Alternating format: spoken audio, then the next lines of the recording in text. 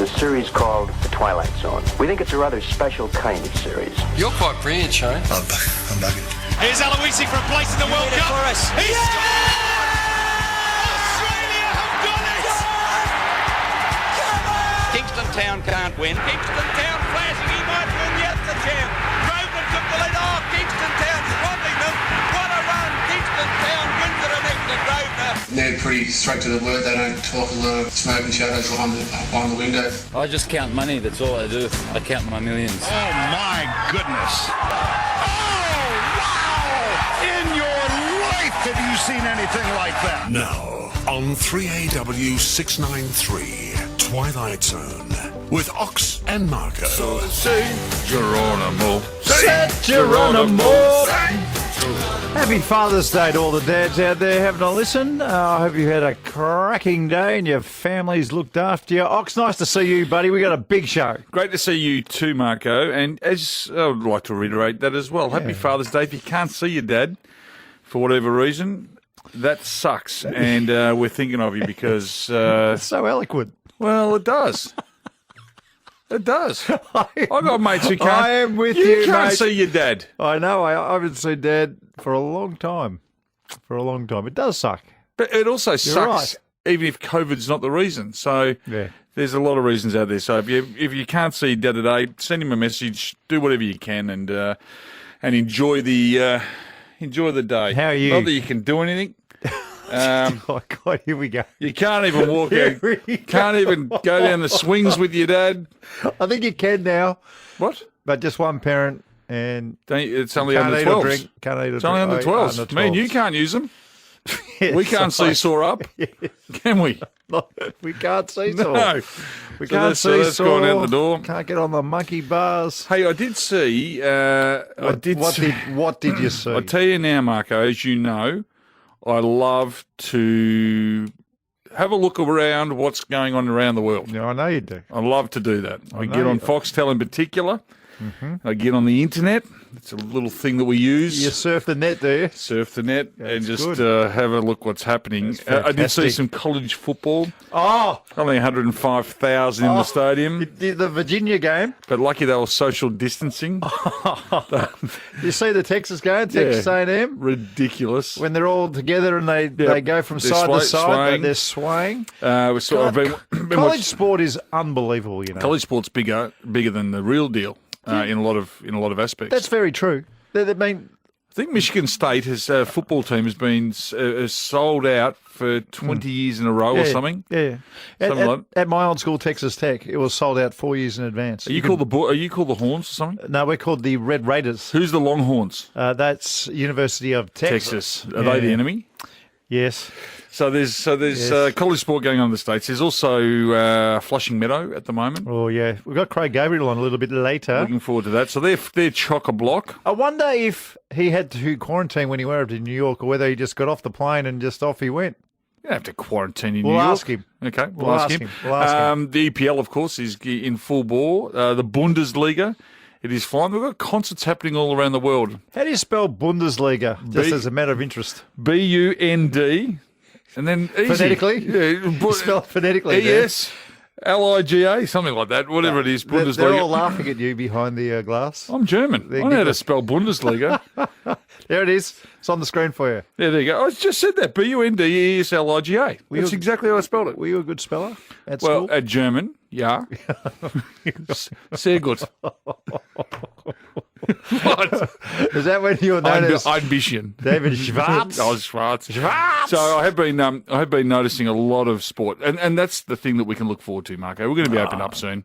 You'll be off to the spring carnival in your paisley suit and your new loafers. No, we haven't been to Spring Carnival, Trish and I, for a long, long time. Ever since you and I have been working together, because you take that week off because of your past. But we do go to the Caulfield Cup. Okay. I don't think that's going to be right. I don't think they're going to let... Are we going to have enough people one jabbed? Yeah, I think we'll be right. By then, of course. mid-October? Yeah, we'll be done by Do you then. think so? Well, hopefully. We'll be done by then easily. Do you think there's any reason whatsoever that double vaccinated people and vaccinated people, just one vax, Yep. could go and play tennis together or go and play golf together? It's a good point you bring up because I was driving The other day I had to go and do some work. Go down the monkey bars together. Had to go and do a talk, or not a talk, but I had to go and see. What did you do? Oh well, went and saw a psychologist actually. All right, so I went in and I was in. It was in Did you Olympic. really or not? Yeah, I did into Olympic Park. How you go with that? It was all right. Right, It was all right. Apparently, it's good for you. No, I think I've sorted her out. You've got to. She was having issues, and I think I fixed her up. But anyway, so I'm going down past, and I went past the botanical. Oh, good Gardens. spot. Oh, I thought the hotel. I didn't count the people, but if there wasn't 8,000 sets of Lycra pants out there, I will go heat. I'd back you in. Yet you can't play golf on a course that has got 600 metres between you, and you're there with two of your mates. Yep. That is that's odd. No, it wasn't. that. That is odd. It was a little bit silly. Hopefully, we're not far away. Hopefully, oh my God, hopefully we're not far away. Anyway. And find a way to get the kids back to school too. But as always, Twilight Zone's back on. We are open for business. Yeah, we are. Every time we're on, you call at any time, we'll get you on. Unless you're a pest. We got a couple of bottles of the Borderley Wood-Fired Heathcote Shiraz, 96 900 693 or 13 13 32. If you want to talk about what you should be able to do soon, really soon, be our guest. Give us a call. You know, you can't even get your dog groomer in. Now, think about that. You can't get a dog groomer in. Can't you? No. Because your dog might stink and you can't, because you might not have... You know what you can do? You can just... You can put your dog out the front door. The bloke goes, here, boy. You wash him. You open the front door. You call him from the inside. He comes back and your dog's clean. That is a health risk. Hey, serious question. Can dogs get COVID? Oh, absolutely. Can you Google that, please? Weren't the Russians... Anastasia Palaszczuk said she's not opening up until every dog is vaccinated. That's her number one. What about Mark McGowan? Mark McGowan said no more dogs into WA, full stop. That's incredible. Every dog's fluffy at the moment. G'day, Robbo. Hope he's going well. Let's get to our callers. I really do, mate. Good on you, Robbo. Nice to hear your voice. Dom's called in from Burwood. G'day, Dom. G'day, fella. Look, if you want to know the difference between how we treat COVID here and in America, it would have to been after the game in Perth. The two blokes just decked out like they were going into Chernobyl after the nuclear reactor melted down, wiping down the padding on the goalpost. Mate, we are stuffed. Seriously, that was to play golf. Dom. It was one of the stupidest They're in things. hazmat. They're the most tested humans in Australia. The AFL footballers. I know it's the football though itself. And there's not a case. Is there a case in Perth at the moment? No. Well, there's no local transmission in Perth. Hasn't been for a long, long time. You've got blokes out there who look like they're about to walk on the moon. Spraying the goalposts Yep. after a game. Mark, we can't be too safe. We just have to make sure that it doesn't sneak in. Yet we do have 1,400 truck drivers entering the state every day from New South Wales. Yes. So let them in there and... That's a basic day as well. Yeah. That's a basic day. It's a basic day. 14. We're going to take a couple more calls? Very funny. Very funny. Put these people up. Tony says, can we speak to Tony immediately? Not yet. Hang on. Pad. There he is. Tony's from Warrnambool. Oi. G'day, Tone. Good afternoon, gentlemen. Listen, I think we might have a loophole in all this. Oh, here we go. Okay. I love loopholes. They're my favourite. Just out of left field. Yeah. But one of the few places, now I'm in Warrnambool, but still one of the few places that we can go to is the supermarket. Yes. So I'm thinking people can get their hair cut at the supermarket. They might be able to meet up socially at the supermarket.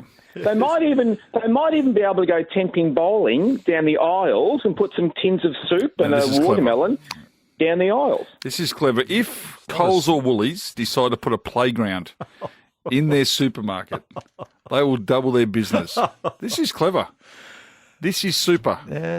Market. Anything's possible. Clever. Nothing will surprise me. No.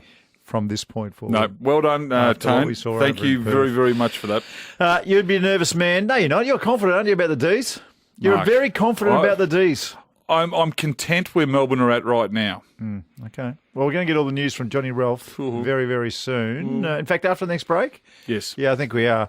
We're going to do one more thing in a tick, but the confidence levels, I think I'm very confident that the D's will be playing Port Adelaide in a grand final. I think confident. I think the week off helps enormously. I really do. I think it helps. It rests players up. And we were talking about great finals before, and I went back to 2007, and we were there when Geelong played Collingwood, and Geelong pipped your boys. But that was the best final I've ever seen. That was a But I was nervous final. that day for Geelong, who'd had a really good year, but they'd had the week off. Yeah. And the week off for both those prelim teams, that wasn't great, and sometimes it can slow you up, but I would suggest that Melbourne would be pretty confident coming up against Geelong, who've had a pretty hard run, a fair bit of travel, and I'm not overconfident, but I have belief in what we've got. Good belief. Port Adelaide, when you look at Port Adelaide... They're dangerous. They're dangerous. They're a good side. I think Port Adelaide will get through, and if Melbourne were to play Port Adelaide,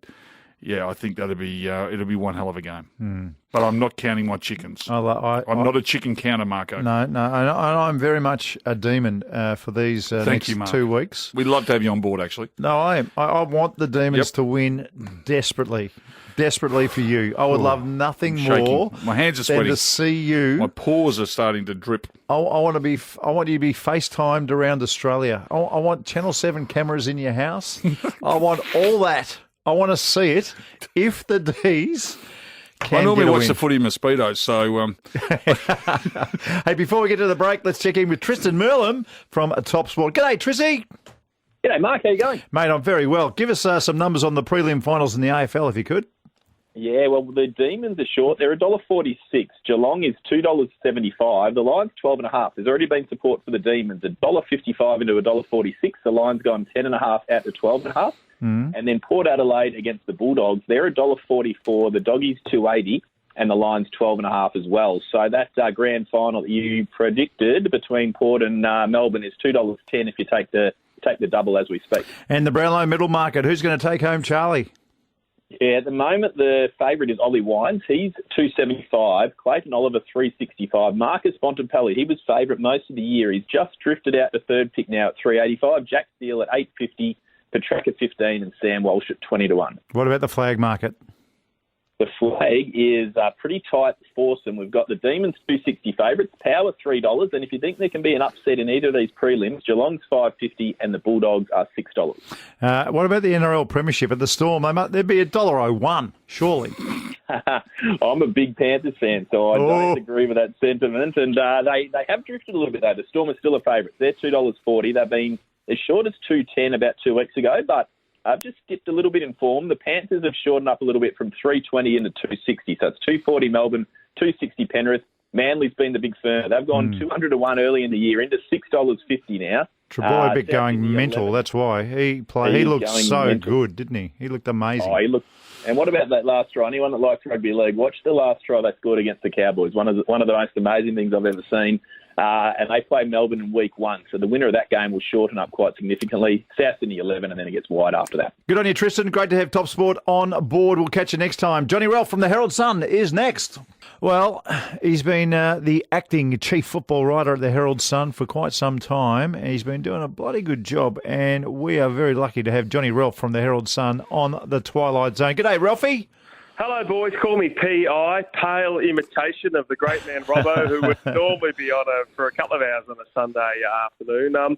Not a grand old flag. It's a power tradition. I tell you what, I still think the Port Adelaide Football Club's, well, not entrenched in premiership favouritism, but I just kept thinking to myself, Ox, all of a sudden you got to knock off Geelong, and Port Adelaide's been sleeping in their own beds, and they're about to play at a half-full Adelaide Oval, and they got home ground advantage. I still think if you'd want to be any team in the competition, you'd want to be Port Adelaide. Come on, they might be sleeping in their own beds, but they're sleeping with the light on. The D's have beaten everyone in the top 8, Ralphie. I thought you were about to say the D's are home. No, but I think Port Adelaide have only beaten 2 sides in the top 8, haven't they? Yeah, Melbourne's form stacks up. If you want to look at all those different equations, Melbourne, have beaten the best, and they've beaten Geelong as recently as 3 weeks ago. And, a lot of people are going to talk about, 44 points up that Geelong were and 30 points up at three-quarter time. But Melbourne stormed home. It was at GMHBA Stadium. They're going to play it off the stadium now, which is a very, different venue. I just think if you're looking for anything to tip the balance in Port Adelaide's favour, it's the fact that they have got a significant home ground advantage. But, Melbourne have beaten the best. They're really well stocked. and I've written in the tackle, Robbo's tackle, that I'm filling in for tomorrow, about the bottom six. Just, in the likes of Sparrow and Petty and Spargo. They absolutely stack up. You probably put Alex Neil-Bourne in that, who had 27 possessions on the weekend. They just don't have a lot of weak links. I suppose the only one I thought about was Joel Smith, who was exposed at time against Charlie Cameron. Whether they might bring in a Michael Hibbert, who's not quite as quick, but he's very much battle hardened and has played on the likes of Dusty Martin this season. But yeah, I mean, they're fit and they're ready, and they've been sitting there at Joondalup Golf Resort waiting for Geelong. You hope they do the business, but preliminary finals are a strange old beast. The Western Bulldogs, they got over the line last night, but it wasn't without a bit of heavy cost in.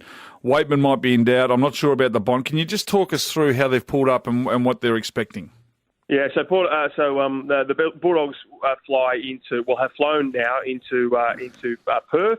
It seems a bit strange ahead of a preliminary final in Adelaide, but basically they can start their quarantine there and then get that sterile corridor open. So it would potentially, lessen an extra week of quarantine if they do happen to win. Bontempelli, I think the fear is going to be a PCL strain. It's just the significance of it. I mean, actually, you're more of an expert than us, but he was really testing the back of his knee there. So often those PCLs, it feels like the front of your knee is coming off because that's where the attachment is. So, a low-level PCL, could he strap that up and get through? Cody Waitman, clearly has a head knock, which to me signals concussion. I know Luke Beveridge in his post-match press conference was sort of trying to gild the lily and saying he's probably out, but maybe he's not. I think if you get a head knock and you run straight into the beefcake that is Marcus Adams, all 110 kilograms of him, you can't suggest that that's not concussion.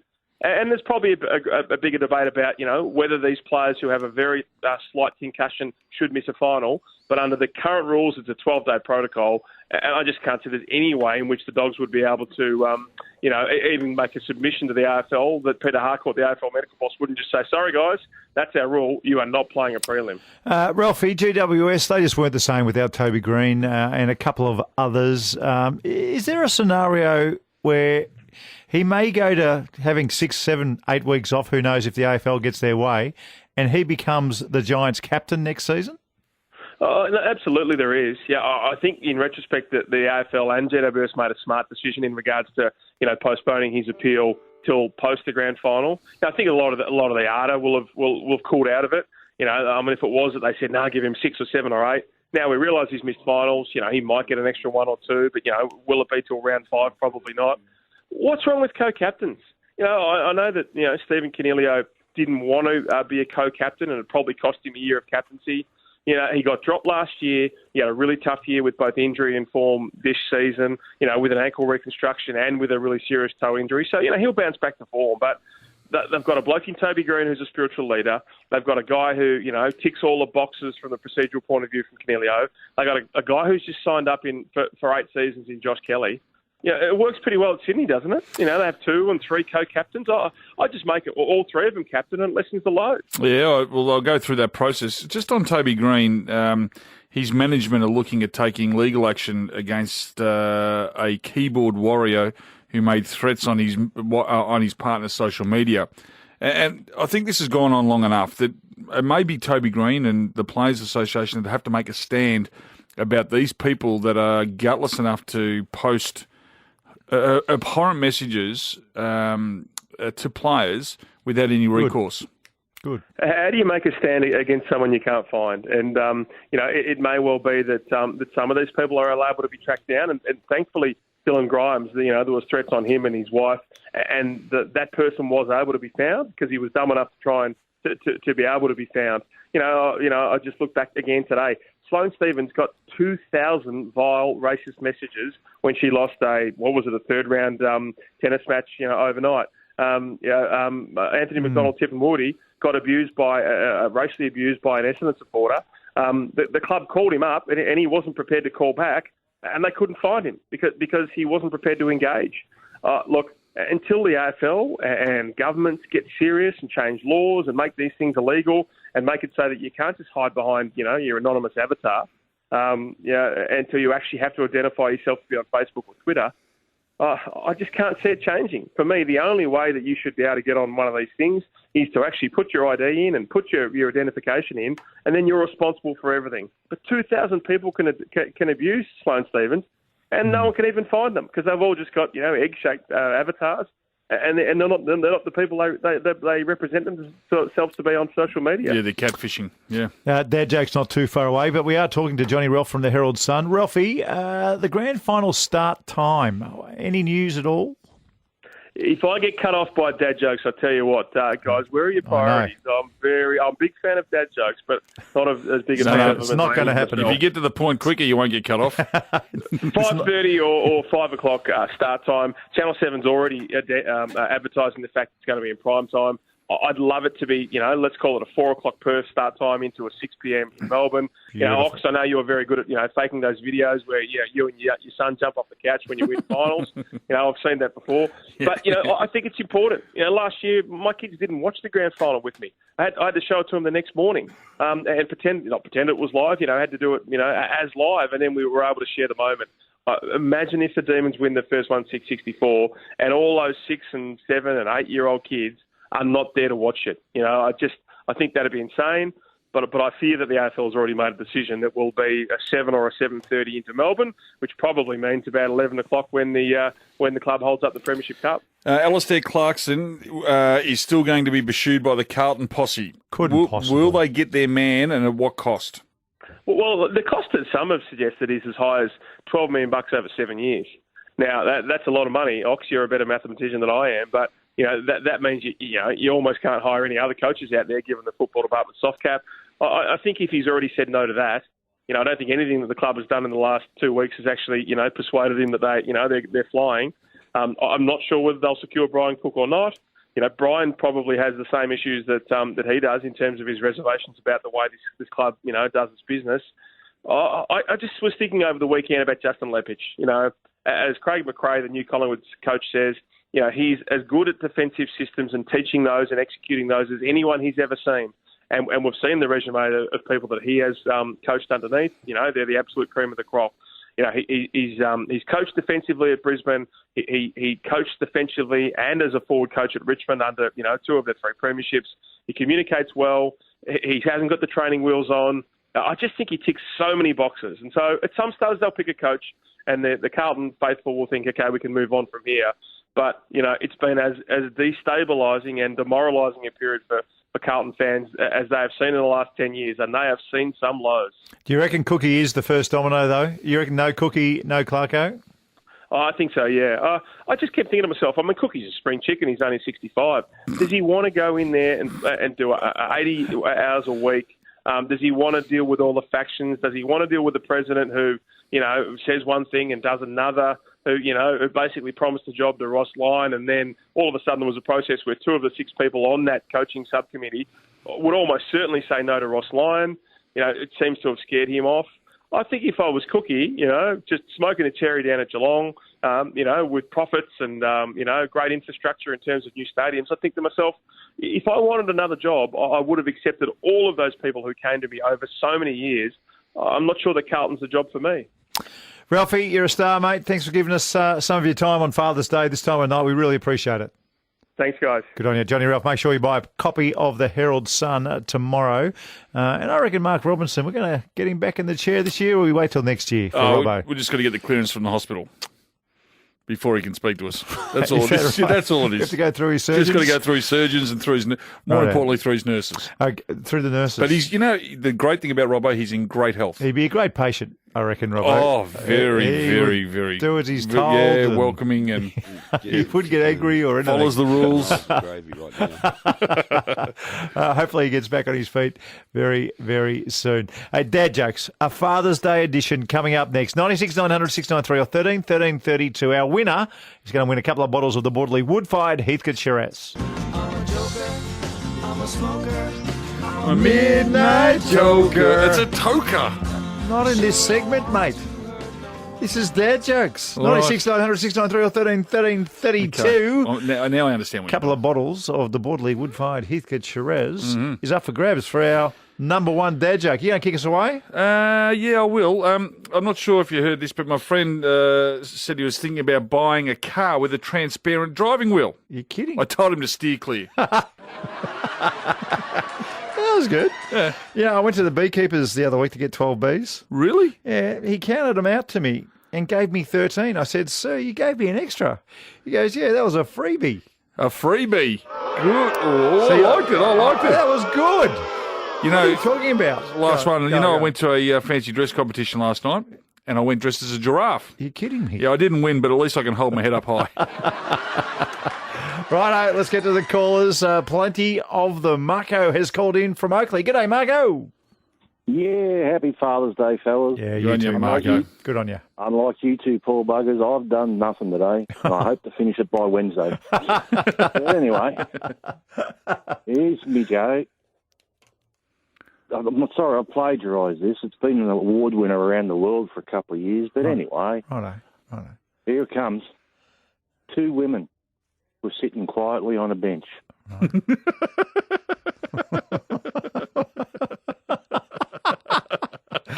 That's going to be hard to beat. Leader in the clubhouse. Well done, Margo.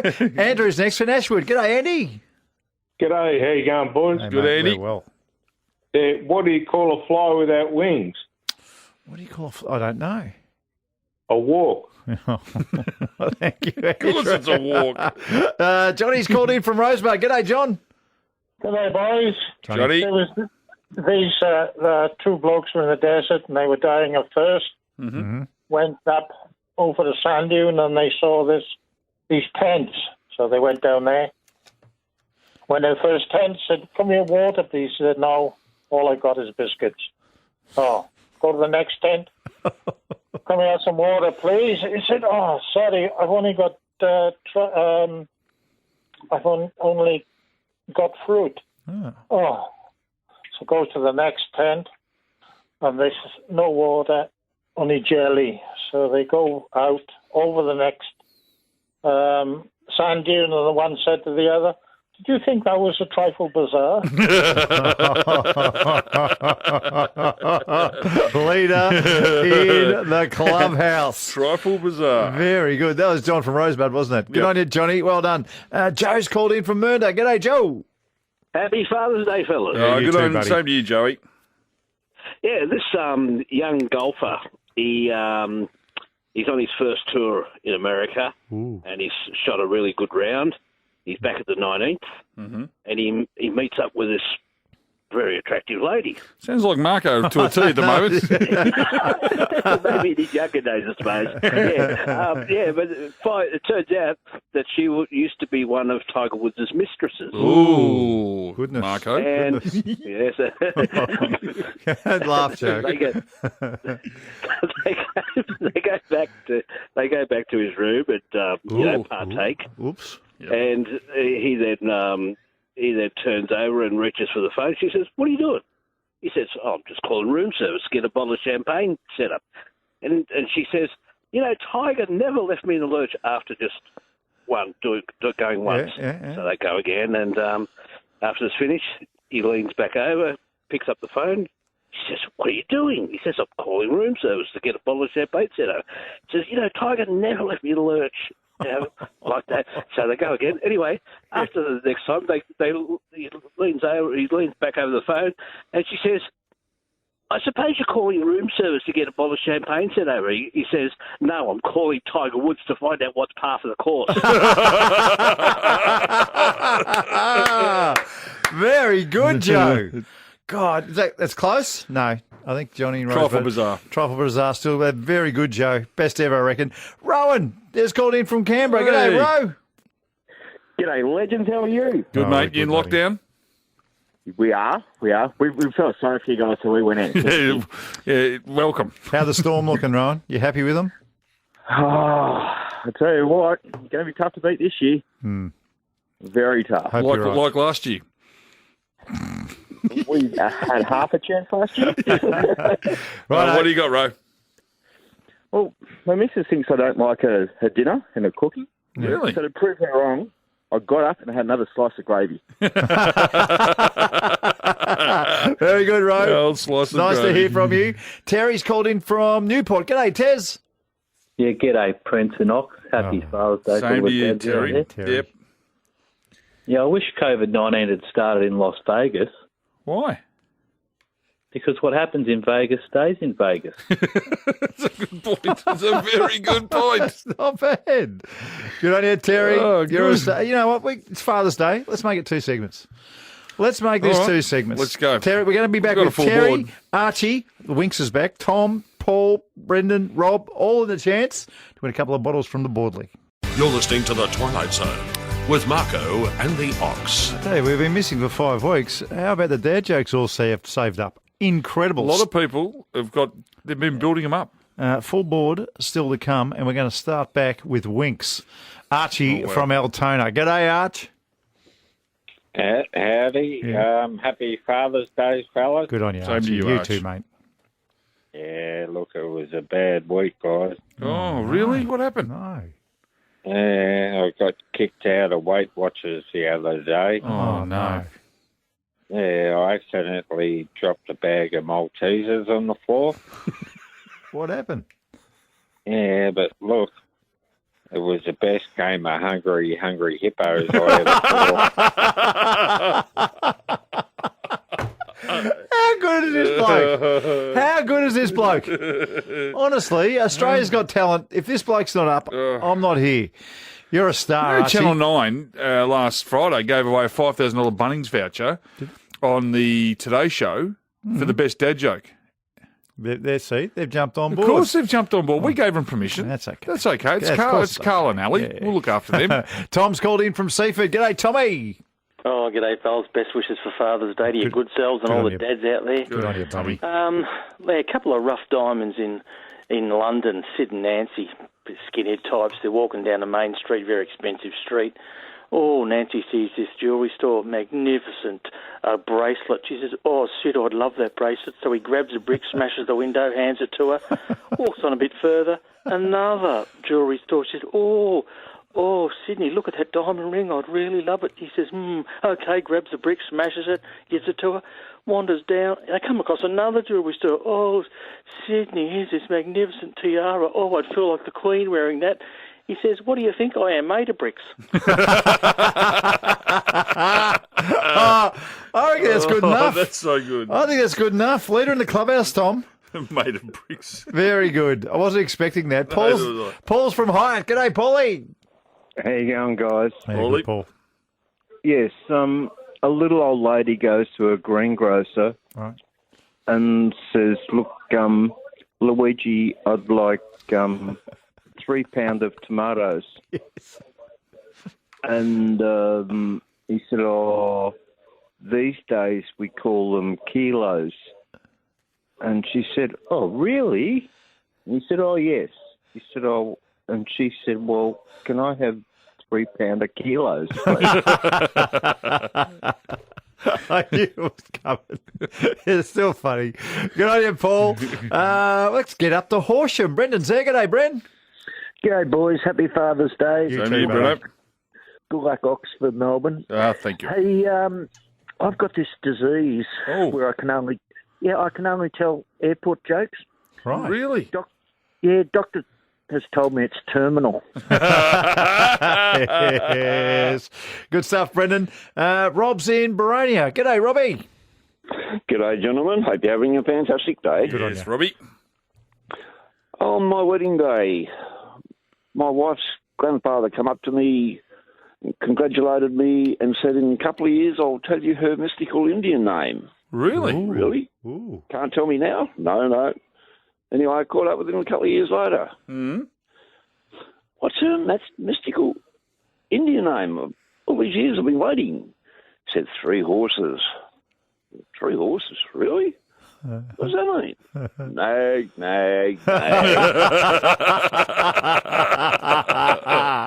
Very good, Rob. Very good. Not quite good enough to get past Tom, but very, very good. Another old friend, Karen's called back from Sunshine. G'day, Kaz.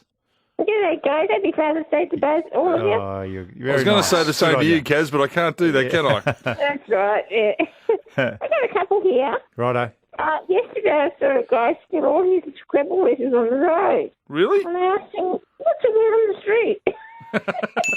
What's the word on the street? What's the word on Why the do street? French people eat snails? Why do French people eat snails? I don't know. They don't like fast food. They don't like fast food. Oh, Kaz, See, that's very good. 2 zingers. Kaz. 2 zingers, Kaz. Don't be a stranger, Karen. You're back. You're back in the game. One more, 2 more, 3 more, 3 more. That's really? it. Good. We got all right. We got to be quick. Dash has called in from Mount Dandenong. G'day, Dash. Hi. G'day, Hi, Dasher. Dash. You too. Did you hear that Grant Daniel and his wife got in a fight? Grant Denyer or Grant Daniel? Grant Denyer. Grant Denyer. His wife got- I didn't hear. I did not. What happened? It was a family feud. Good work, Dasher. I think that's true. Good work.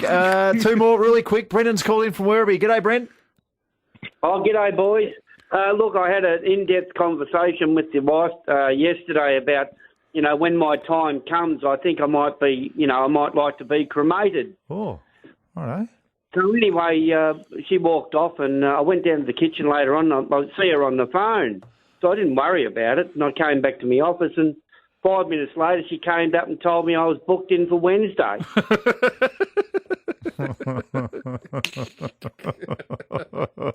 Very good, Red. Tough gate. Always a very tough gate. Last one. Ron's called in from Spotswood. G'day, Ronnie.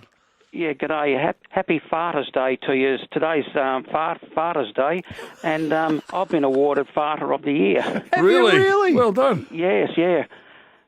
And because I used to get Flatulence? Another thing, I used to get diarrhea quite a bit. Oh, no. But yeah, because it's hereditary, it runs in your genes.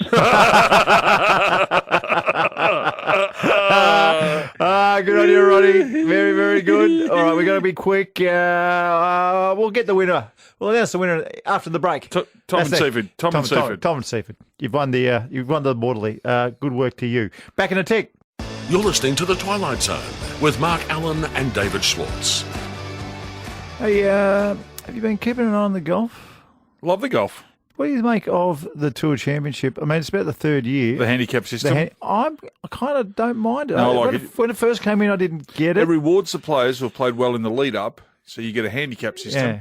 And Cantlay, who was leading, has done an amazing job to hold the lead, and Rahm's chasing like you wouldn't believe, and Justin Thomas is right up his ginger, but they might not get them. But everyone can win. Once upon a time, if you had to be in the top 5 and win it, and then you could win. Yep. But now anyone can win it, but you could be coming from 12 shots back. You can start 10 shots back and win it, and you are the Tour champion.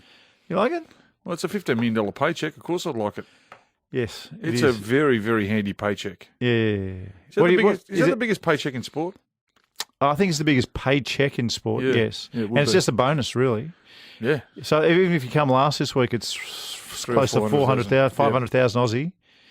Yep. And then if you finished 120th, or whoever came last, so if you made the FedEx Cup playoffs, I think there's about $80,000 bonus if you finish 120th. Well, the Corn Ferry's heating up too. Aaron Baddeley's trying to qualify. Yeah. And you saw Lucas, my mate Lucas Herbert, finish 4th in the first one, guaranteed his US Tour card for next season. So good. How good is that? So good. And the women's equivalent to the Ryder Cup, the Solheim Cup. The Solheim Cup, yeah. Yeah, Europe that is dominating. It's in Ohio. Toledo. It's where Klinger came from. It is amazing how many people are going to it. And they are crazy. Can we talk about this, please, honestly, with just the crowds? Party. It's a party town. When do you expect we can all go back to crowds? When do you think? Is it like... Spring Carnival. So once Carnival, it'll be happening. So once we get to 80%, everything changes as far as Australia is concerned. But just in Victoria, all right, we're not going to get to 80% until... I reckon Spring Carnival.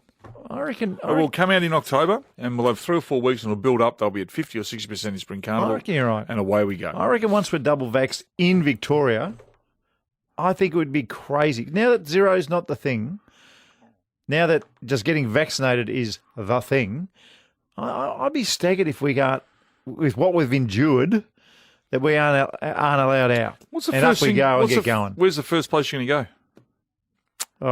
When you're allowed her out?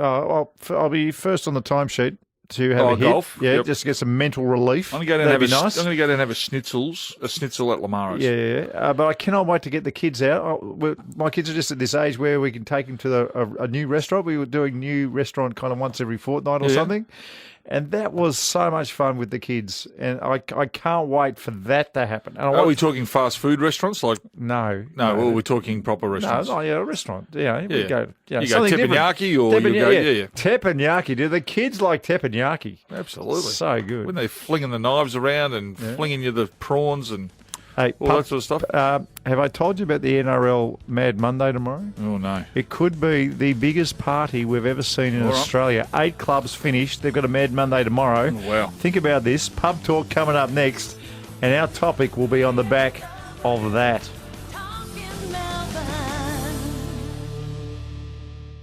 There's a series called The Twilight Zone. We think it's a rather special kind of series. You're quite brilliant, Shane. I'm bugging. Here's Aloisi for a place in the World Cup. He's scored! Australia have got it! Kingston Town can't win. Kingston Town flashing, he might win yet, the champ. Grosvenor took the lead off. Kingston Town swamping them. What a run! Kingston Town wins it next to Grosvenor. They're pretty straight to the word. They don't talk a lot of smoke and shadows behind the window. I just count money. That's all I do. I count my millions. Oh my goodness!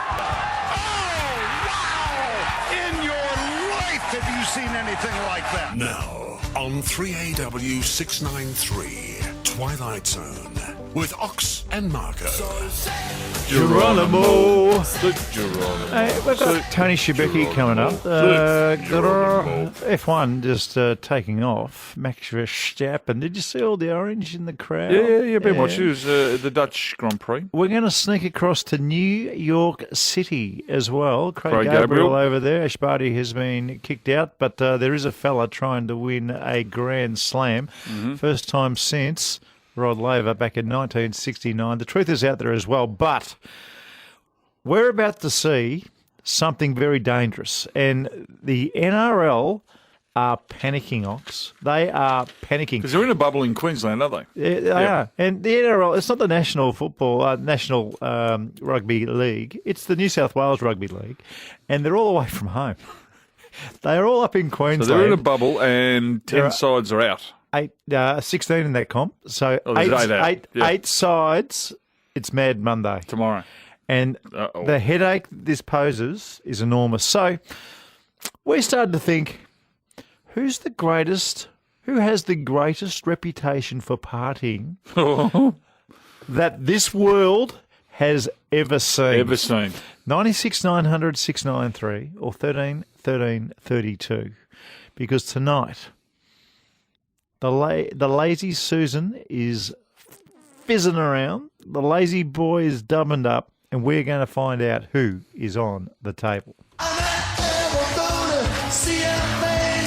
It's time to settle the debate once and for all with Ox and Marco. Pull up a stool for Pub Talk. All right, you might end up on the table. Grab yourself a chair. Grab yourself a shandy, a Diet Coke if that's what is your cup of tea. Whatever you like. It could be a cup of tea. Breezer. It could be Bacardi Breezer. Lloydie's there. Lloydie's here. Everybody's there. So what it is, we want the 6 greatest partiers of all time. That's right. And you can nominate a number of different ways, but we like it when you call. Yeah, absolutely. Because they party themselves to death. We're going to find the one person with the greatest reputation for partying that this world has ever seen. 96 900 693 or 13 13 32. Can I kick it away? You kick it away. Let me just give you a little. We've got 2 bottles of wine up for grabs too. Yeah, okay. 2 bottles of De Bordeley. Correct. Right. Now, I don't want to take the cherries. But in the sporting world, I reckon Shane Warne might have been up there. Warney, one of the great partiers of all time. I reckon he might have been up there. I don't want to take the cherries. He partied his hair away. That's how much he was partying. Had to go and get it fixed. All right, we need your nominations, 96 900 693 or 13 13 32. And we're not talking this isn't just sport either. Can I give you one? Well, you are the judge and jury, yeah, but I know, yes, but you can. But she won't make the table. But Paris Hilton. Paris Hilton is one of the great partiers of all time. She became a celebrity. Ask Millsy. For her partying. She just went to parties. That was her life. She was a party goer. And became an out-and-out world celebrity. Yes. Just with what she was doing. So she may end up on the table. She may. I reckon she's been on the table a few times. Yes, you may well have turned that ship completely around. Right, calls are coming in from all over the place, so let's get cracking. 96 900 693 or 13 13 32. We're looking for the 6 greatest partiers in the history that this planet has been turning. Andrew, first up from Geelong. G'day, Andy. How are you, mate? Yeah, good, Andrew. Andy. Excellent. Ronald Belford Scott. Oh, is he the werewolf? Is he the wolf from where? What do you call it? What's the? So I'm going to interrupt you so you don't embarrass yourself. It's a little bit unpatriotic for Australian music. Bon Scott, lead singer of AC/DC. Bon Scott. Yep. Death by Misadventure. Magnificent. Thank What you. was on his coroner's report? Death by misadventure. I thought you were. I thought you were talking about Jordan. I thought you said Jordan Belfort. Yeah, so did I. The Wolf of Wall Street. Yeah, sorry. Okay, Bon Scott. We've heard you wrong. He has been nominated. Bon Scott, hard to beat. Terry's from Newport. G'day, Tez. Yeah, g'day, Prince and Ox. We'll have to chuck in Dennis Rodman. Oh my goodness. You get married wearing white. Oh, no, wearing a wedding dress. And he went halfway through a season to go and get drunk in Vegas. Yeah. Oh, no, it took time out. Said to the coach, I've got to go to Vegas. I'll be back in 48 hours. And at the 50-hour mark, Jordan jumps in the jet and goes and finds him. Terry, magnificent. Dennis Rodman. Archie is back from Altona. G'day, Archie. Howdy, fellas. G'day, Archie. Oh, it'd have to be Hugh Hefner, wouldn't it? Oh, wow. 40-odd years. You know what? 40-odd, 50 years, girls in his grotto? In the grotto. In the grotto. You know, I think you summed him up best, Mark. Yeah.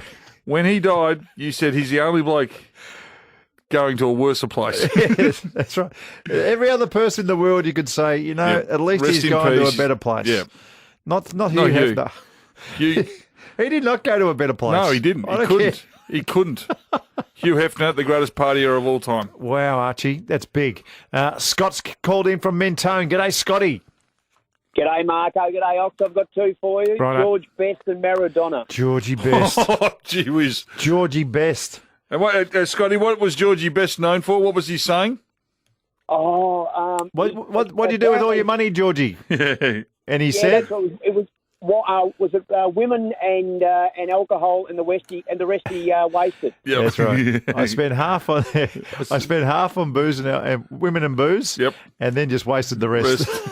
Something like that. So Georgie Best and Maradona. 2 rippers. Well done, Scotty. There he goes. That was on the tail end of his partying career, this part. This is when he slowed down fractionally. No, this is when he was coaching. I just asked him who was best on. That's the answer he gave. Yeah. Scotty's from No, Robbie. Robbie's from Ashburton. G'day, Rob. Hi, guys. Great show. Keith Moon of The Who has to take the cake. Keith Moon. Okay. Righto. How can you? Was he a partier on aeroplanes? Because I think if you mess up on aeroplanes, you go to new levels. Yeah, that's true. Hey, mate, he was driving cars in the swimming pools, mate. Yeah, well, that's even better. 24/7. That's even better. You drive cars in the swimming pools. You're the real deal. Hey, I'm not sure anyone's got this one, but can I put forth another nomination? Yes. If you drive your Harley into the foyer of the Metro, you need to be on this list. I'm going to put Derm on there. Dermot Brereton needs to be there somewhere. Derm's on there. Good on you, Derm. Billy's called in from South Oakley. G'day, Bill. How you doing, guys? Oh, good, Billy. Great, boy. Billy. How are you, mate? Good, mate. Yourself? Happy Father's Day, guys. Oh, thanks, nice Bill. I'll give you 3. Go on. John Lennon. John Lennon. Yes. Kick. Because he went out like a couple. What's the word? He had a last weekend about a year and a half. Yep. Yeah. John Bonham. Yes. Okay, John Bonham. From Led Zeppelin. Yeah. Yep. Because he used to drive his motorcycle around the motels and all that while they're touring in America. Nice. And also Jim Morrison. Oh, Jim. I reckon Jim might have had some narcotics over his journey. You reckon? Just a couple. Good on you, Bill. There's a big theme here, isn't there? What about the bloke from the Rolling Stones, Keith Richards? Keithy? Looks like his face has been sucked in. he's had a big crack at life. He's had a huge crack. I reckon we're going to see a lot of rock stars nominated tonight. Thank you, Bill. Gareth has called in from Baronia. G'day, Gareth. G'day. I was going to say Keith Moon, but I'll throw in David Lee Roth in that mix. Oh yeah. David Lee Roth with the tight pants. What was the very famous song from David Lee Roth? California Girls. Was that it? Yeah. Who sang Dude Looks Like a Lady or something? Who was that? Who sang that one? Doss? Dude looks like a lady. Who was that one? All right. Thanks. Is it Gareth or Garth? Might have been Garth. Daniel's from Essendon. G'day, Daniel. Yes, boys, how are we? Good, Daniel. Good. You're forgetting the main man. He only takes what's his. The great man, Warwick the Whiz Kappa. Oh. The Whiz. Was he a partier? Oh. Big. Him and Leanne. Yeah. Yep. There he goes. And then he went on the talking tour with Chopper Reed and Mark Jackson. Yeah, that would have been interesting. Oh. Imagine being backstage. Well, the good thing is if you got into a fight, you're going to probably come out on top. Thank you, Daniel. Jenny's next from Brighton. G'day, Jen. Oh, hi. Freddie Flintoff and Yes. Prince Harry, and I think Rod Stewart deserves a mention when it comes Yes. to partying with women. Magnificent, Jenny. Freddie Flintoff. Yeah, Rod Stewart. Yeah, Rocket. Oh, Rocket. We got a bit of Rod Stewart. What about Elton John in the early days? Well, if you He was having a crack. Anything judging his movies. Yes. What about the guy from Freddie? Freddie. Fred Mercury. Wow. He didn't take a backward step. Wow. Well, he might have.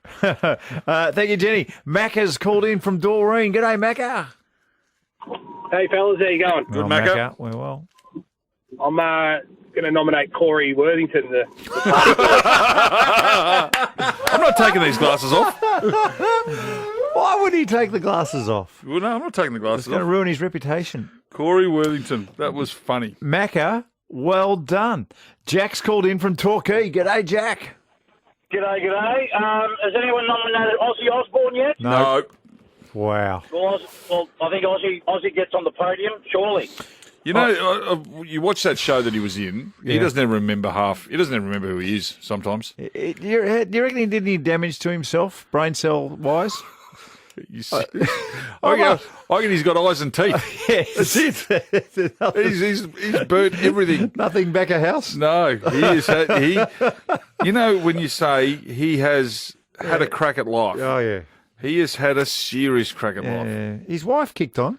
She seems to be a celebrity she's over good. there. And yeah, she's good. Got all her faculties. Hey, he hasn't been mentioned. I'm not sure if he's going to be mentioned. But what about Charlie Sheen? Oh, please. Absolutely. Really? Yeah, big. Brad's next from St Probably Albans. just stuffed it, have I? Oh, no. G'day, Brad. Well, I'll tell you why, because our producer hasn't put your person up on the list. I'm sorry. No, you'll get credit, Brad. Right, I hope Melbourne lose now. Brad, That's funny. Brad, you'll get credit for Charlie Sheen if he ends up in the chair, okay? All right, Shaq. Have you got another one? Yeah, Ben Cousins. Oh, my goodness me.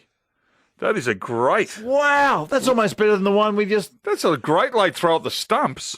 Ben Cousins. I'll tell you what, you might get two on the table, Bradley. If you've been in the Colonel Clink a few times because of your partying, yeah, you know you're having a wild crack at... Was it partying or was it stalking that got him into trouble? But I think he was stalking bit of at both. parties, yeah. Yes. It might have been a bit of both. Thank you, Brad. Oh, Bradley, great call. Paul's called in from Hyatt. G'day, Paul. Yeah, when I was young, my mother was asked to bring a plate to different things, and I would nominate Nadia Bartel. Yeah, don't know if Nadia will make the table. No. Not this. Not. I think there's people who party hardier than Nadia. Righto. Yeah, Bit awkward, that one. But thank you. Thanks very much. Peter's called in from Northcote. G'day, Pete. Yeah, g'day, fellas. Yeah. Lot of names mentioned. Molly Meldrum's partied with nearly all of them. Molly Meldrum. I've partied with Molly. Have you? Yep. Yeah, I Good fun, Molly. I was with him once. Oh. I moved Okay. out in the night. Okay. What was a nightclub in the casino? Heat. At Heat. He used to love Heat on a Sunday night. Of course he did. He Golden Girls. Yes, that's right. And boys. Yes, that is exactly right. That's what they had. Anyway, He was having a great time on Sunday nights. Molly Meldrum. G'day, Mol, if you're listening. Tony's from Werribee. G'day, Tone. Yeah, g'day, lads. The guys out of the Hangover movie, they pretty much had a pretty good time whenever they... Yeah. I think Mike Tyson. Mike Tyson and Tigers. Yeah. It's a big night. Plus tattoos. Yeah. I reckon put Mike Tyson down. Because apparently, when he got beaten by Buster Douglas, if you watch the movie, if that's got any relevance... He had 3 visitors that night. He had a few geisha-type people. Yeah, 3 visitors. Trifecta, in fact, before the fight. Looked like it was during the fight. Where it was going. Have you got Mickey from Rocky, Women Weaken Legs, by any chance? Just there. Tony's called in from Fitzroy. No. Well, we've had Tony. No. Oh, we've got Peter. Peter's called in from Fitzroy North. G'day, Pete. G'day, boys. I'm very disappointed you're leaving out sports people. Go on. So I nominate John Daly. Oh, wow. My goodness, there's a whale. Wow. That's enormous. Remember the last time we went to the Masters together and this lady wearing a helmet in a car crashed into his RV. Yeah, got out. And I thought his wife was going to bash his grandma. I reckon he'd been drinking all night that night. Oh, he was just docile. He wasn't in the wrong. He wasn't in the wrong in this. No, someone just crashed into his car. He didn't even care. Where were we? Hooters.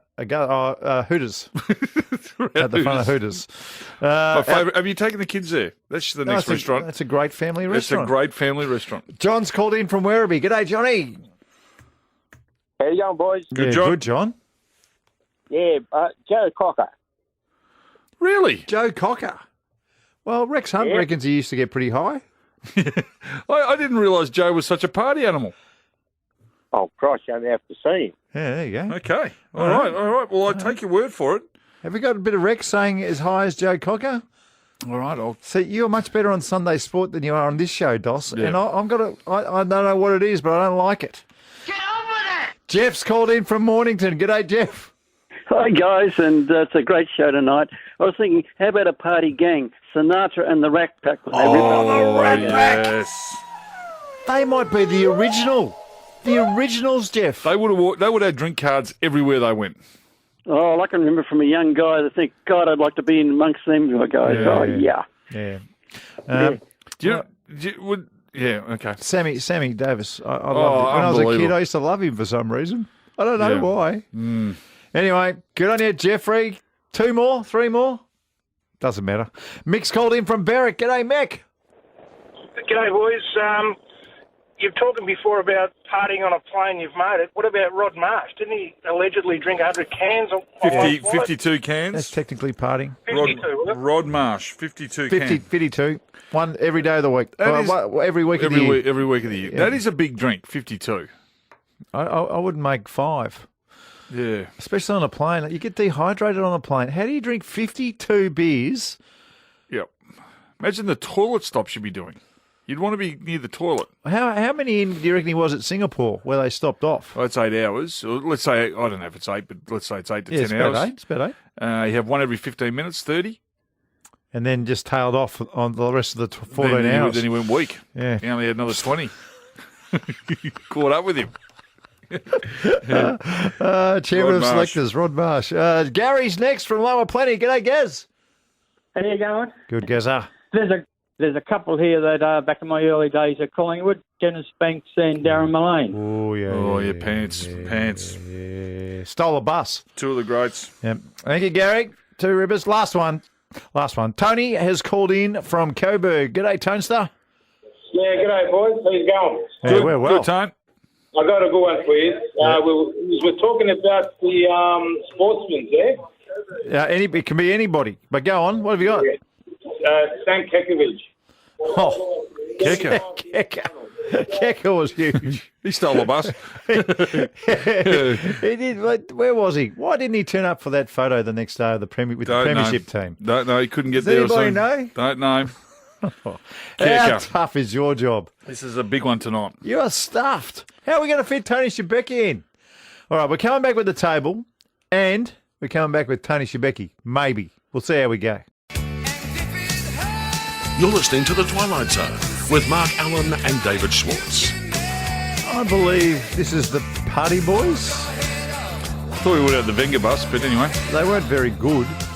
Why didn't we have the Wenger bus? See, I told you, mate, he's much better on Sunday Sport. Yep. He gives us his C-grade stuff on Twilight Zone, Dos. Yep. Sunday Sport, boys, I don't know what it is. Anyway, doesn't matter. We're about to, I don't give a damn. We're about to set the table on a very, very special segment we do every Sunday night. This would be the greatest table to go to because you wouldn't get home for a week. Yeah, well, look, we wish the NRL boys good luck tomorrow. Yeah, good luck. All 8 teams of them. How many on the squad? There'd be 25. 8 times 25. There's 200. 200 NRL players in Queensland about to go nuts. I'm going to say 6 arrests and 9 charges. Yeah. And someone will go through a window. Yep. All right. So over to you. So we always have a couple of apologies. We've got 6 apologies because. And by the way, if you've just joined these are on us the waiting list for the party or have forgotten, we set a table for 6, and Ox doesn't do this in any order. No. It just comes out. But there is somebody who sits in the lazy boy. So in no particular order for the waiting list. Right. Malcolm Fraser. He did. Malcolm Fraser. Well, he ended up one night after a big night, and he had his pants down and all that sort of stuff. It could happen to anybody. Of course it could, but he parties hard. Yes. He doesn't remember it. Good on you, Malcolm. Charlie Sheen's an apology. Charlie Sheen is an apology. An apology. What sort of a table have we got Mike coming Tyson's an apology. Holy moly. Maradona is an apology. You are joking. George Best is an apology. No, you've got it wrong. And Bon Scott is another apology. You've just announced the table and you've got the apology. No, I have not. I haven't even got to the table yet. They are on the waiting list. This is a world. This is a world-class table of 6. All right. Do we need a drum roll just to start the table? Just give us a drum roll to get it going.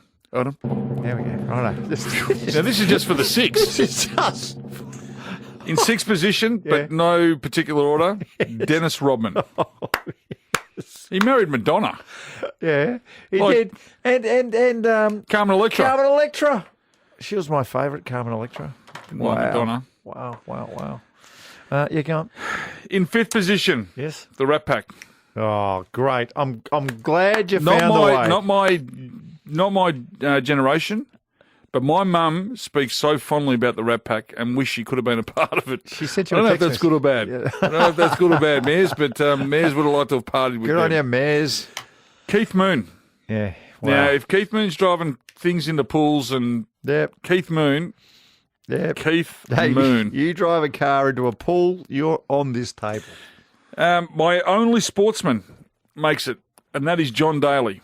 Well and done. I'll tell you why, because it goes back further than just the PGA. This goes back to college Hang golf. on. You had Rodman at number 6. Oh, yeah. No, but he's an entertainer. Well, I got two then. I got Rodman at 6, and this one is John Daly. Yeah. I'm glad you found room because for him. not only in the real stuff, but in the college stuff as well. Oh, yeah.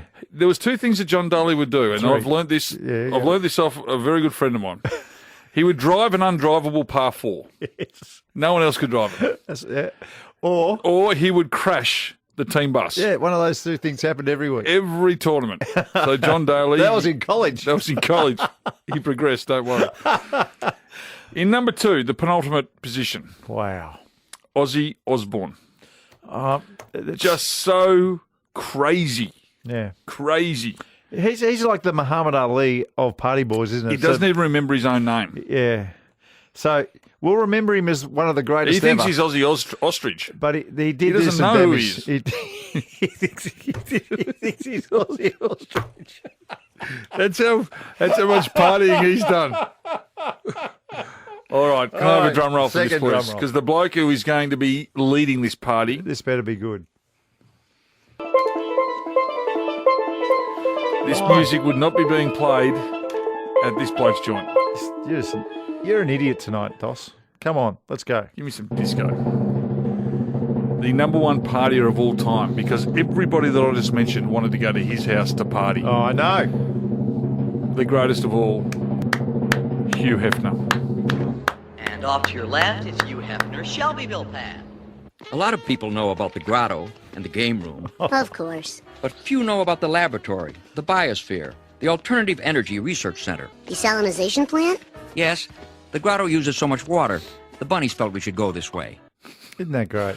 Love the bunnies. Hugh Hefner. He made the rabbit sexy. Not easy to do. How many fellas, young fellas I'm talking about, when things are just... I would rather go to Hughes Place than play at Augusta. I'd rather go to Hughes Place than go into space. Now, that is big. I would have. That is big. When I was 25. Of course. Just give me With a shot. Kendra? Give me a shot. Kendra? Come on. Candy? Lucy? Guess who nominated him? Archie. The Winks. Archie of He doesn't miss this. He needs his own show. He's unbelievable. Archie from Altona, well done to you. You won a couple of bottles of the Bortley wood-fired Heathcote Shiraz. Enormous. Hey, during the news, we actually did an interview with Craig Gabriel in New York. We'll bring that to you next. Well, Ox, you and I have been taking a great interest in the US Open. I tell you what, absolutely. It's sad to see Barty go, but so many other storylines. Craig Gabriel has stayed up. He's in New York City just for us. G'day, Craig. Good morning. That's what it is over here, very early in the morning. Well, first of all, Craig, how did you get in? And can you just set the mood in relation to COVID and the restrictions and everything that's happening in New York, or is there none? How did I get into New York? Yeah. How were you allowed to leave Australia? Yeah, I had an exemption to leave because I'm on business. So I flew Sydney, Doha, New York, because the airlines were cutting services across the Pacific, like American Airlines were about, if they haven't already, pulled out of the Sydney run. Otherwise, I would have flown them, being the one world carrier, and line to Qantas. But so I've flown the other way. I didn't need to. There's no quarantining when you get to New York, so it's pretty much freedom of movement. But certainly with the U.S. Open, there are some restrictions, and anybody attending, the spectators that have bought tickets have to produce a vaccine certificate to say they've had at least one vaccine, and otherwise they will not be allowed in. Now, when it comes to post-match media conferences, we have to wear masks, even though the players are more than probably 3-4 meters away from us at the very least. And we're not allowed to go to the player areas on site, even though we've had that access every year in the past. So there are restrictions, but there is a fair amount of freedom. If anybody wants to go to a restaurant in New York, they've got to produce their vaccine card to show that they've had at least one jab. So, players have been doing, a lot of players who are vaccinated have been doing that. But it's a bit of a strange situation because they're free to move around Manhattan, but you get to the site and there is this separation. Fantastic. I can't wait for that to happen right here in Australia. Craig, what did you make of Ash Barty going out? Yeah, so disappointing. You know what? I raised this one point with her after the second round match. That I said, this is the second match in a row, and it also happened in the Wimbledon semis against Angie Kerber, where you're serving for the match and you drop serve, and things have tightened up. That happened again today. Twice she served for the match and lost serve. And then it went to the tiebreak, and she had a couple of chances there, and it didn't work out. Look, she said, obviously very disappointed. There were some points in that match that she wished she could have back. But she said overall, she's relatively satisfied. It's been a big year. Obviously, the disappointment about not being able to win a U.S. Open this year would override the satisfaction. But I think she's looking at it on the bigger picture of what she's achieved this year. So very disappointing. And disappointing also really because another reason, not because she, the last Australian, but she never lost to Shelby Rogers before. They played 5 times and 4 previous times this year, and Ash had beaten her every time. So Rogers made it also very clear that the crowd got her through that match. It was an electric atmosphere on the Arthur Ashe Stadium. Craig, Naomi Osaka also went out. She got beaten, and It looked like she just lost her total composure. She's taken an indefinite leave from tennis. Is her mental health going to be her biggest obstacle going forward? You'd think so. I mean, I was in there when that all happened, and it didn't happen during the English part. It happened during the Japanese part of her press conference. She understands Japanese but does not like to answer in Japanese, and she was responding in English, and was starting to choke up and break up, and the moderator said, "I'll cut it short." She said, "No, I want to continue and finish this," and she did, and it was a struggle to get through. One of the points she said was, if I win a match, it's not as if I'm happy, it's just relief, and if I lose, I'm sad. And she said that doesn't sound like it's normal. And then later on, she said, I just want to say, I don't know when my next tennis match or event will be. So she needs to take time off. In one sense, I'm surprised she even played here after all she's been through. She went to the Olympics and had pressure on her over there. So, I don't know. We don't know exactly what's going on in her mind. Only she does, and her family would really. But you also got to wonder about some of the people around her and what they're doing. I mean, the managers, the agents, and people like that. And she's certainly making a lot of money off court. But should all that be put to one side for an extended period of time where she does nothing? Incredible. Let's talk about the men's. There's a fella trying to win a calendar year Grand Slam. Last time that was done was our very own Rod Laver. This is big news in the world of sport. How's he looking, Novak Djokovic? Yeah, he's looking relatively good. It was a four-set match against Kei Nishikori today, 6-7, 6-3, 6-3, 6-2. So he kept getting better, but he also said that Kei played exceptionally well to certainly win that first set. And he was looking pretty impressive, very solid with the performance he put in. Now, here's another match for him that should be a very, very winnable match. It's not against a big name or anything like that. It's against an American who I haven't really watched play. His name is Jensen Brooksby, and he got through today. He upset Aslan Karatsev, who was a semi-finalist at the Australian Open, in 5 sets.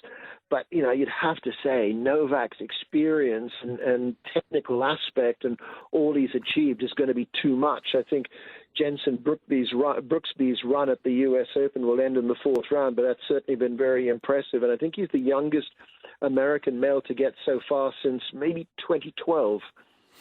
Craig, one person he won't be playing, that's Novak, won't be playing Stefanos Tsitsipas. He got beaten by the Spanish wonder kid. Can you tell us a little bit about him? And gee whiz, what an impressive effort that was after losing the 4th set 0-6 to come out and then knock over a top 3 player in the world.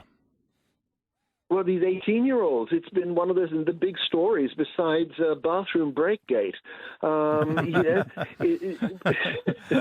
got Carlos Alcaraz, who beat him, and then you've also got an 18-year-old named Leylah Fernandez who upset Naomi Osaka. She's from Canada. And then today, Emma Raducanu got through 6-love, 6-1. It's a shame for Ash losing because she would have played Ash, and she would be playing Shelby Rogers. But as far as Carlos Alcaraz is concerned, he's an incredible young player. I have watched him play a little bit over the last 12 months or so. This time last year, he was playing minor tournaments. But there was always been this word about him and what a talent he is. And, he was making some inroads on the clay court season in the middle of the year. And he's phenomenal with the way he plays. There's a little bit of Federer in him, actually, rather than you'd expect Nadal. He's coached by a former world number 1 and a really good guy, Juan Carlos Ferrero, who's a U.S. Open finalist. And he's impressive. I mean, he's 18, only turned 18 a month or 2 ago. Wow. And he's so confident and so mature. It's fantastic to see. Craig, thank you again for staying up. We really appreciate it. Nighty-night. Don't let the big buds bite. And we'll be listening to you right across the Nine Network. All right, guys. Talk later. There is Craig Gabriel. Now, tonight, we've got the Grand Prix of the Netherlands taking place. Tony Shebeki will join us next. You're listening to The Twilight Zone with Marco and the Ox. The F1 Grand Prix of the Netherlands taking place tonight. We want to get Tony Shebeki, the number 1 motorsport man in the world, more than likely. He's also the voice of the G, and my God, wouldn't we love to hear him at the MCG again. Love his voice. G'day, Tone. Hello, Marco. Hello, Ox. Happy Father's Day. And David, a message from my wife. She loved watching you talking to Russell Robinson last night. Thank you, Tony. And I know that you've got some mad demon supporters in the family, and hopefully they can give them a really good treat in a couple of weeks. Hang on, that's the podcast you did. That's what it is. Good on you. Oh, podcast. Yeah, it was a podcast. Oh, it was on Facebook, wasn't it? Yeah, Facebook Live. I think Russell had chat to you and somebody else as well. And, he does it pre-game on a Saturday night, which has been great. But my lounge room has been turned into a demon shrine. I think there's about 15 Melbourne jumpers hanging on the walls. So good. There's beanies on the... it's all, It's been good. It's been Richmond Shrine for the last 4 years, so they can have it for one. Well, let's see what unfolds there. But in the F1 Grand Prix at Zandvoort in Holland, it's a beautiful track, and it's caused some issues, especially I think for the Williams team yesterday in qualifying. Yeah, it certainly did, Ox. This was like if you were to run an F1 Grand Prix at Barwon Heads. It'd be exactly like Zandvoort. And a beautiful seaside track, gorgeous place, and a track that hasn't been used as an F1 circuit since 1985. I think it was Alain Prost who won the last Grand Prix there back in 1985. So they've done a fair bit of work to it in the last 2 or 3 years. One of the most amazing things about the track is the banking. Yeah. There's 2 turns, especially the turn coming into the home straight. But there's an 18 or 19 degree banking. It's exactly like an oval banking for NASCAR or IndyCar. Oh. So like a velodrome. Formula One cars, the Formula One cars don't get the opportunity to race on that sort of stuff anywhere else. So it's a really exciting track. Passing is going to be really hard in this Grand Prix, but you're right. It's qualifying was exciting for a few teams, except the Williams team, who had 2 cars go off in qualifying number 2. Max Verstappen taking pole position. The Dutchman himself. In front of an absolute Dutch-crazed crowd. They were going absolutely sick. 100,000 expected there for the race, and they will all be following Max Verstappen. Where did Ricciardo qualify? 10th, really weird. Much better than his teammate Lando Norris, who ended up in 13th place. For Daniel, though, he had a lot of pace in Q1 and Q2. When it got to Q3, though, his actual lap was slower than his time in Q2, and the team and himself really struggling to find out why they lost that extra pace. Because it was windy too, wasn't it? It was causing a few issues, the wind. Yeah, there was a fair bit of wind, you're right there, Ox, and as a result, the red flag came out a couple of times, which sent the actual session into a fair bit of delay. So the drivers are sitting in their garage for a lengthy period of time, a couple of times throughout that qualifying session. Yeah, they're expecting 105,000 people there again tomorrow, which makes us sick down here. Hey, Tony, what's going to happen to our Grand Prix, mate? Are we a chance? April. Are we a chance to lose it if it doesn't take place in April? I think we're a massive chance to lose it if it doesn't take place in April. That'll be 3 years in a row. With only a couple of years left in the contract, they'll be wondering whether it is going to be a viable proposition. It's the same with a lot of Grand Prix, though, down this part of the world, a lot through Asia, and the like have also been cancelled. Singapore Grand Prix has been cancelled again for this year. So, of course, COVID's played a massive part in that, and we'll have to wait and see. But they've done some great changes to the track, so hopefully if it does come back in April, I can tell you it won't be the first Grand Prix of the year next year. Okay. That has definitely been signalled. So I think it's about the 3rd or 4th in 2022. So we'll just have to wait and see. Fingers crossed that everyone gets that 70 or 80% target that we're looking for in the vaccinations, and we start opening up some sporting events. Hey, just really quickly, when I come into 3AW, I actually drive on our Grand Prix track, and I have noticed all the changes. Is it going to make the track faster, or is it safer? No, make it faster, Marco, which will be fantastic, especially down that back straight and then heading back towards the start-finish point. So, yeah, there'll be there's been some changes made there that allow the cars to flow a lot more freely down that area. They should run it close to the lake. They should run it close to the lake, and if you run off the track, you're going in the drink. They've got to mix it up a bit, Tone. They've got to make it more exciting. David. Yeah. Yes. Jump across the water. Smart. Well, figure 8 track. Yes. Yeah, let's get going. Tony, you're the best, mate. Thanks for coming on. Talk to you again soon, boys. He's the best. I like Tony. Love Tony. Yeah, I love him. He's a ripper. Was the male hug on this year, or was it COVID No, interrupted? it's on. The We'll male talk hug's about coming Tony. back? We'll talk about Tony with Tony next week. That is fantastic. I know Simon Owens isn't too far away, but we'll wrap up our program after the break. Simon Owens, straight after us these days. Fantastic. I love that. Yes. Simon is a superstar. He'll entertain you all the way through. And that's going to be right throughout our summer, Yep. right here at 3AW. We're going to pass him the baton and he's going to run. Yeah, I know. He's going to run hard. He told us about a few new segments coming up too. I reckon one of them, a little bit of sport, kind of related. Really? Yeah. It's sport that's related, right. but Yeah. it's not sport related. Yeah, clever. He's going to bring it. Yeah, you'll see. He'll tell you more about it. Tom from Seaford got the board leaf for the best joke of the day. What Well you done, think Tom. you think I'm made of bricks? Yeah, it was very good. And Winks, Archie from Altona, has got Hugh Hefner into the Lazy Boy. So he's got a couple of Imagine bottles. going to one of those parties. Now, I know a few people, footballers. I won't say their names. They've been there. Yeah. Are you serious? Yep. Aussie rules footballers. Yes. Yep. I can't say their names. Michael because Roberts. I said I can't say their names. Did I guess that right?